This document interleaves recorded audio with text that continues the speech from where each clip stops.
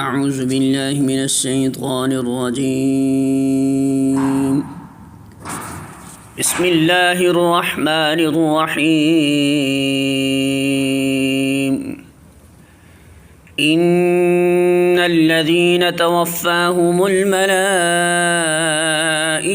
ظالمی انفسهم قالوا فيم كنتم قالوا كنا مستضعفين في الأرض قالوا ألم تكن أرض الله واسعة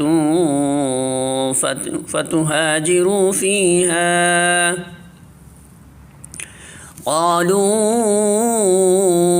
ألم تكن أرض الله واسعة فتهاجروا فيها فأولئك مأواهم جهنم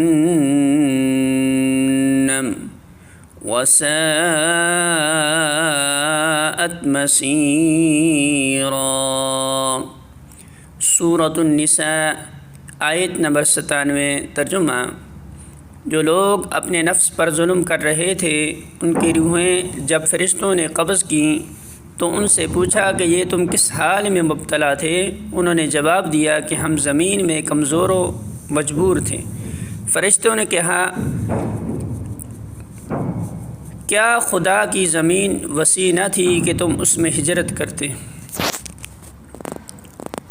یہ وہ لوگ ہیں جن کا ٹھکانہ جہنم ہے اور وہ بڑا برا ٹھکانہ ہے۔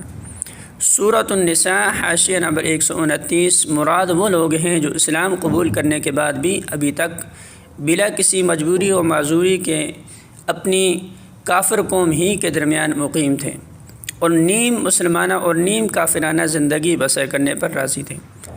درا حال کے ایک دارالاسلام مہیا ہو چکا تھا جس کی طرف ہجرت کر کے اپنے دین و اعتقاد کے مطابق پوری اسلامی زندگی بسر کرنا ان کے لیے ممکن ہو گیا تھا۔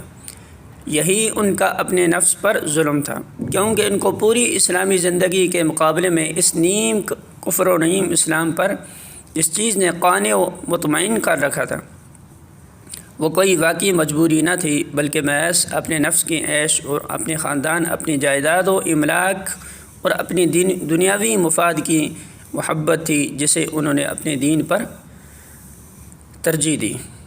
مزید تشریح کے لیے ملاحظہ ہو حاشیہ نمبر 116۔